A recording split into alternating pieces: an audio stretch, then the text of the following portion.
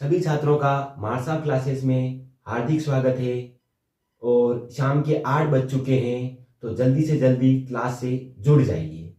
कल हमने अर्थशास्त्र पाठ परिचय के 11 पॉइंट पढ़े थे, जिनमें से 5 पॉइंटों की हम चर्चा पहले पार्ट में कर चुके हैं। आज 6 पॉइंटों की चर्चा करके इस अध्याय को समापन करेंगे।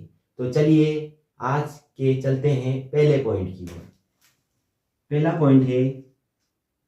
पॉइंट है केंद्रीकृत योजनाबद्ध अर्थव्यवस्था। पहला पॉइंट है केंद्रीकृत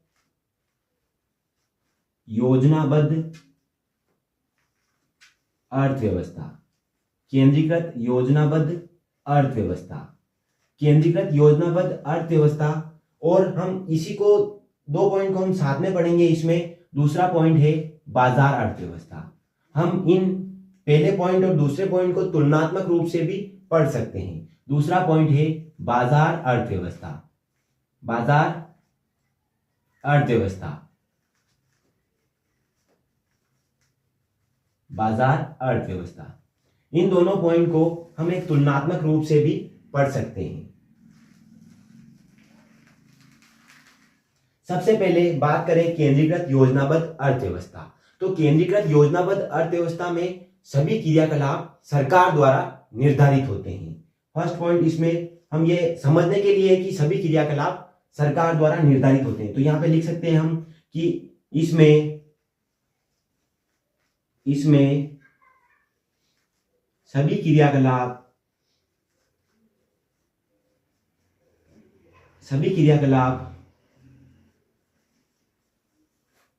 सरकार द्वारा निर्धारित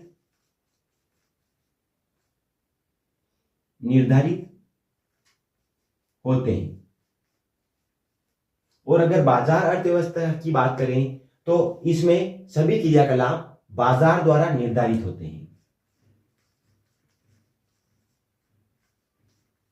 इसमें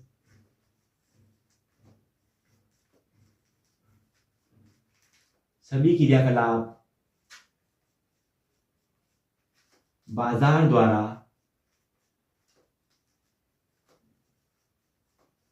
निर्धारित होते हैं। फर्स्ट पॉइंट आ गया समझ में कि केंद्रीकृत योजनाबद्ध अर्थव्यवस्था में सभी क्रियाकलाप सरकार द्वारा निर्धारित होते हैं और बाजार अर्थव्यवस्था में सभी क्रियाकलाप बाजार द्वारा निर्धारित होते हैं। दूसरा पॉइंट हम ये देख सकते हैं कि इसमें जो भी केंद्रीकृत योजनाबद्ध अर्थव्यवस्था में जो भी नीतियों का निर्माण होता है वो सरकार के द्वारा होता है। तो नीतियां निर्माण या नीतियों का निर्माण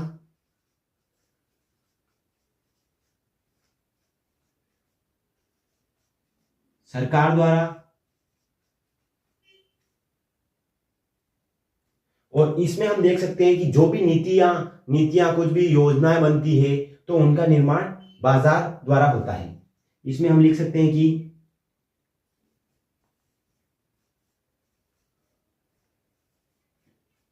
नीतियों का निर्माण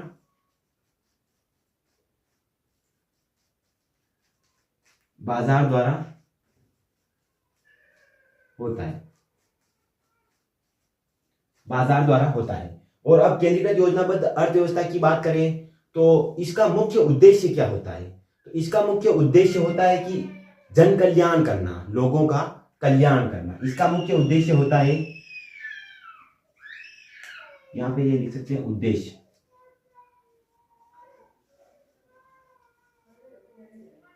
इसका मुख्य उद्देश्य होता है केंद्रीकृत योजनाबद्ध अर्थव्यवस्था का कि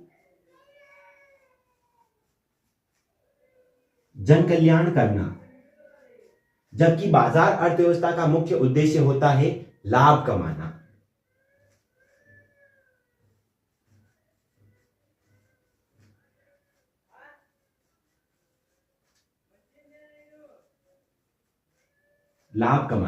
और अब बात करें केंद्रीकृत योजनाबद्ध अर्थव्यवस्था, तो केंद्रीकृत योजनाबद्ध अर्थव्यवस्था है कहां? जैसे कि भारत में अभी मिश्रित अर्थव्यवस्था है, तो केंद्रीकृत योजनाबद्ध अर्थव्यवस्था कहां पर है? तो केंद्रीकृत योजनाबद्ध अर्थव्यवस्था का उदाहरण की बात करें तो ये है चीन में। जबकि बाजार अर्थव्यवस्था कहाँ है, तो बाजार अर्थव्यवस्था है भारत में।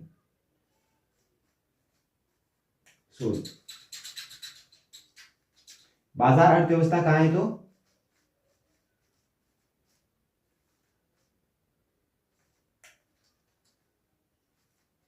यूएसए में। ठीक है, ये 4 पॉइंट हमने केंद्रीकृत योजनाबद्ध अर्थव्यवस्था और 4 पॉइंट बाजार अर्थव्यवस्था, इसके द्वारा आप सही समझ गए होंगे। एक बार रिवीजन कर लेते हैं। केंद्रीकृत योजनाबद्ध अर्थव्यवस्था, इसमें सभी क्रियाकलाप सरकार द्वारा निर्धारित होती है, नीतियों का निर्माण भी सरकार बनाती है। इसका मुख्य उद्देश्य होता है जन कल्याण करना, और ये इसका उदाहरण चीन में लिख सकते हैं। बाजार अर्थव्यवस्था की बात करें तो बाजार अर्थव्यवस्था कहाँ है, बाजार अर्थव्यवस्था के सभी क्रियाकलाप बाजार द्वारा निर्धारित होते हैं। इसमें नीतियों का निर्माण बाजार द्वारा होता है। इसका मुख्य उद्देश्य क्या होता है, तो लाभ कमाना, और इसका उदाहरण यह अर्थव्यवस्था कहाँ है, तो यूएसए में। ठीक है, इसका स्क्रीनशॉट ले लीजिए और फिर नेक्स्ट पॉइंट की ओर चलते हैं।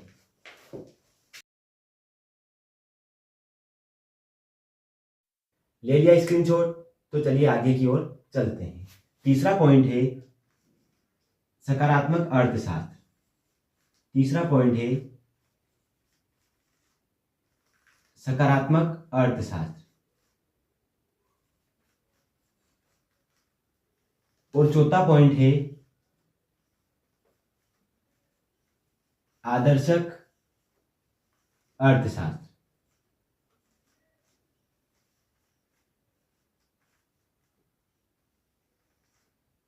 सबसे पहले अर्थशास्त्र किसे कहा जाता है पता है? अर्थशास्त्र या इकोनॉमिक्स, तो अर्थशास्त्र सामाजिक विज्ञान की वह शाखा है जिसके अंदर हम उपभोग, विनिमय, वितरण, इनका अध्ययन करते हैं, इनसे संबंधित अध्ययन करते हैं या अर्थव्यवस्था का अध्ययन करते हैं। इसे अर्थशास्त्र कहा जाता है। अगर आप लिखना चाहो तो यहां पर लिख सकते हो कि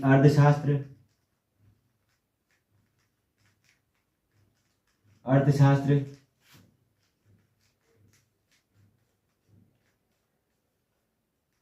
सामाजिक विज्ञान की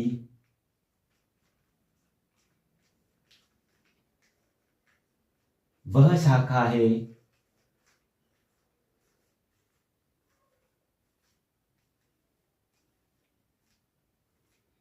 जिसमें उपभोग, विनिमय, वितरण या अर्थव्यवस्था, इन सभी का अध्ययन किया जाता है।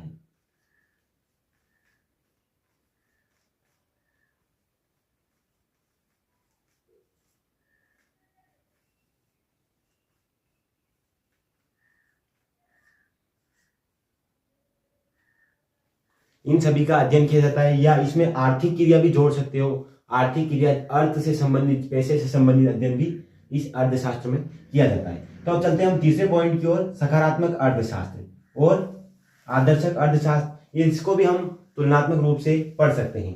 पहला है सकारात्मक अर्थशास्त्र। सकारात्मक अर्थशास्त्र से यह तात्पर्य है कि मतलब इसमें हम इस बात का अध्ययन करते हैं कि इसमें हम इस बात का अध्ययन करते हैं कि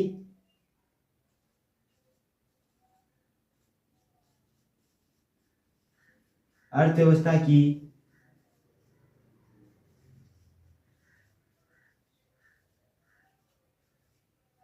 क्रियाविधियां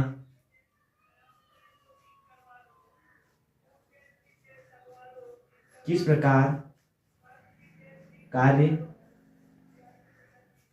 करती है। नाम से ही स्पष्ट है कि सकारात्मक यानी पॉजिटिव मतलब इसमें अध्ययन करते हैं, मतलब अर्थव्यवस्था की क्रियाविधियां किस प्रकार कार्य करती है, इसका इसमें हम अध्ययन करते हैं किस प्रकार कार्य करती है। उसके बाद में आदर्शक अर्थशास्त्र की बात करें तो आदर्श से समझ सकते हैं कि जिसमें आदर्शों की बात की गई और संस्कारों की बात की। संस्कार, आदर्श से शब्द है संस्कार, अर्थात कौन से सही और कौन से गलत। तो इसमें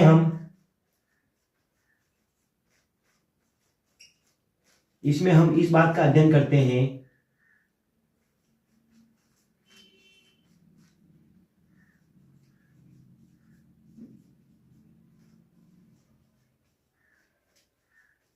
कि विभिन्न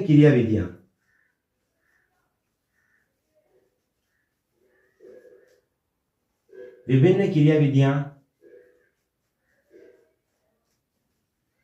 हमारे लिए अनुकूल है या प्रतिकूल। विभिन्न क्रियाविधियां हमारे लिए अनुकूल है या प्रतिकूल, सही है या गलत। और सकारात्मक अर्थशास्त्र में हम यह अध्ययन करते हैं कि विभिन्न क्रियाविधियां किस प्रकार कार्य करती है। यहां पर ये लिख दो, विभिन्न क्रियाविधियां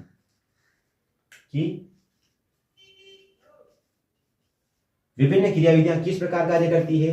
जबकि आदर्शक अर्थशास्त्र में हम यह अध्ययन करते हैं कि कौन सी क्रियाविधि हमारे लिए अनुकूल है और कौन सी प्रतिकूल है। तो ये समझ में आ गया तीसरा पॉइंट और चौथा पॉइंट, सकारात्मक अर्थशास्त्र और आदर्शक अर्थशास्त्र। इसमें हम इस बात का अध्ययन करते हैं कि विभिन्न क्रियाविधियां किस प्रकार कार्य करती है, और इसमें हम इस बात का अध्ययन करते हैं कि कौन सी क्रियाविधि हमारे लिए अनुकूल है और कौन सी प्रतिकूल है। तो ले लीजिए स्क्रीनशॉट, आगे की ओर चलते हैं। ले लिया स्क्रीनशॉट, तो चलिए आगे की ओर चलते हैं। पांचवा पॉइंट है व्यष्टि अर्थशास्त्र।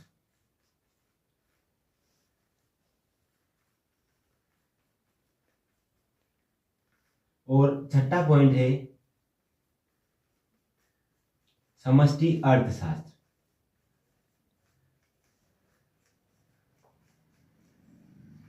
पांचवा पॉइंट है व्यष्टि अर्थशास्त्र और छठा पॉइंट है समष्टि अर्थशास्त्र। इन दोनों को भी हम तुलनात्मक रूप से पढ़ सकते हैं।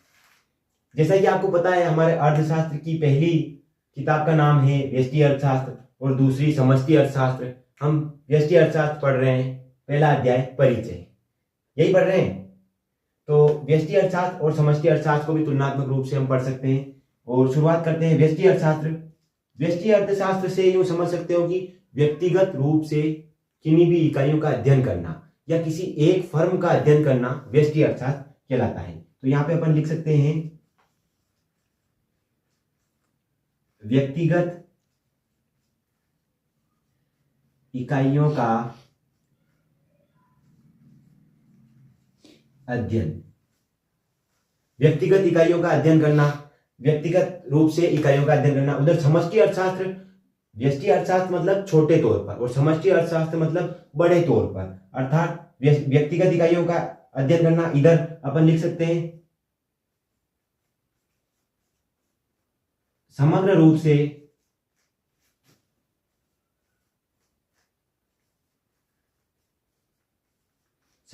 से इकाइयों का अध्ययन, समग्र रूप से इकाइयों का अध्ययन। इधर बात करें व्यष्टि अर्थशास्त्र की, तो इसमें व्यक्तिगत मतलब व्यक्तिगत से संबंधित समस्याओं का समाधान किया जाता है। व्यक्तिगत इकाइयों से संबंधित, इसमें व्यक्तिगत इकाइयों से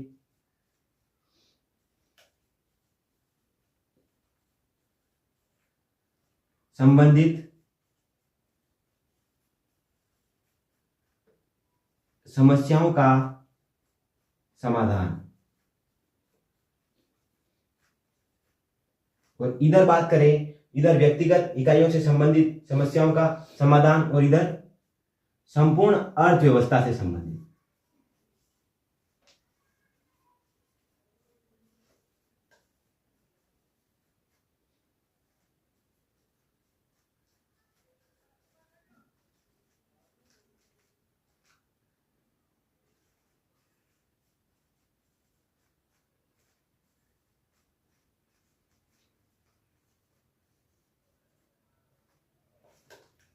व्यष्टि अर्थशास्त्र की बात करें तो व्यष्टि अर्थशास्त्र काफी सरल होता है।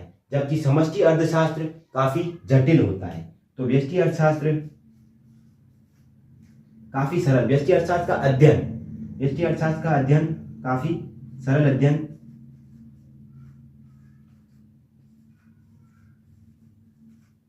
और समष्टि अर्थशास्त्र की बात करें तो इसका जटिल अध्ययन, काफी जटिल अध्ययन होता है।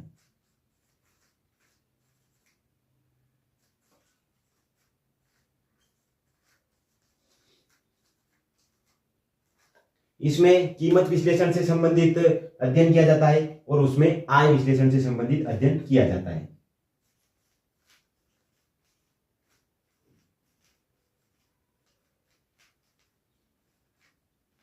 और इसमें